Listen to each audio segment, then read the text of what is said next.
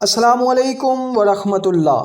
صرف 10 مرتبہ درود پاک پڑھنے کے حیران کن فائدے، جنہیں سن کر آپ حیران ہو جائیں کہ اتنے بڑے فائدے، اتنی بڑی برکات، اتنی بڑی فضیلت، وہ بھی صرف 10 مرتبہ درود پاک پڑھنے کی۔ ویسے تو کتب حدیث میں درود پاک کے فضائل کے حوالے سے کئی احادیث موجود ہیں، جس طرح کہ میں چند احادیث آپ کے سامنے پیش کرنے جا رہا ہوں۔ 10 مرتبہ درود پاک کے حیران کن فائدے آگے چل کر کے بتاتا ہوں، لیکن آئیے اس سے پہلے یہ جان لیتے ہیں کہ درود پاک کے کیا فائدے ہیں۔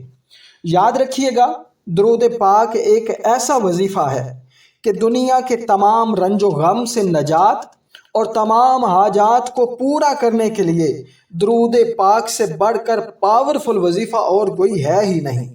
جامع ترمذی کی ایک روایت میں حضرت ابی بن کعب رضی اللہ تعالیٰ عنہ نے حضور اکرم صلی اللہ علیہ وسلم سے عرض کیا کہ اگر میں اپنے سارے دعاؤں کے وقت کو درود شریف میں صرف کر دوں تو کیسا ہوگا؟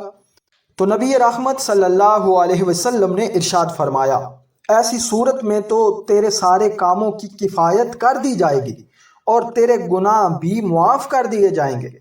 اسی طرح ایک اور حدیث پاک ہے، حضرت عبد الرحمن بن عوف رضی اللہ تعالی عنہ سے روایت ہے کہ ایک بار رسول اللہ صلی اللہ علیہ وسلم آبادی سے نکل کر کھجوروں کے ایک باغ میں پہنچے اور سجدہ میں گر گئے اور بہت دیر اسی طرح سجدے میں پڑے رہے، یہاں تک کہ مجھے خطرہ ہوا کہ آپ وفات تو نہیں پا گئے۔ میں آپ کے پاس گیا اور غور سے دیکھنے لگا۔ آپ نے سر مبارک سجدے سے اٹھایا اور مجھ سے فرمایا، کیا بات ہے اور تمہیں کیا فکر ہے؟ میں نے عرض کیا، آپ کے دیر تک سجدے سے سر نہ اٹھانے کی وجہ سے مجھے ایسا شبہ ہوا تھا، اس لیے میں آپ کو دیکھ رہا تھا۔ اس پر آپ نے فرمایا، جبریل امین علیہ السلام نے آ کر کہا تھا کہ میں بشارت سناتا ہوں، اللہ تعالیٰ کا فرمان ہے، جو بندہ آپ پر درود بھیجے میں اس پر درود بھیجوں گا، اور جو تم پر سلام بھیجے میں اس پر سلام بھیجوں گا۔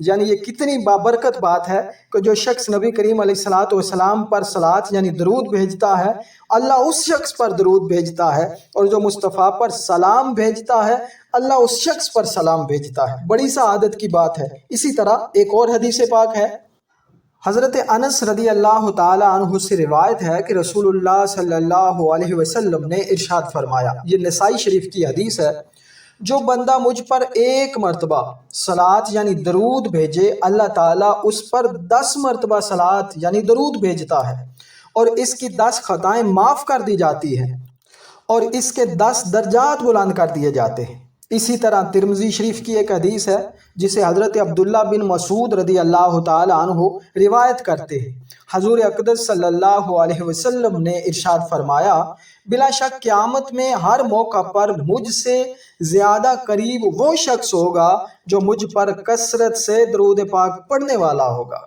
سبحان اللہ، کیا عظمت والی بات ہے۔ جو نبی کریم علیہ السلام پر کثرت سے درود پڑھتا ہے، قیامت کے دن اتنا ہی وہ مصطفیٰ کے قریب ہوگا۔ اور جو شخص درود پاک پڑھنے میں بخل کرتا ہے، اس پر بھی ایک حدیث پاک سنیے۔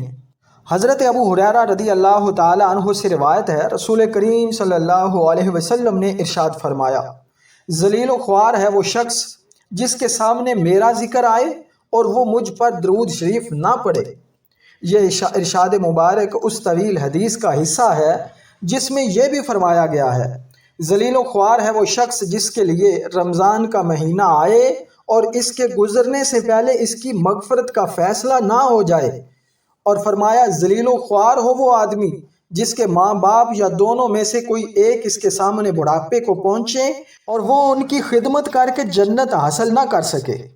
نبی رحمت صلی اللہ علیہ وسلم نے ارشاد فرمایا، جس نے مجھ پر روز جمعہ 200 بار درود پاک پڑھا، اس کے 200 سال کے گناہ معاف ہو جائیں گے۔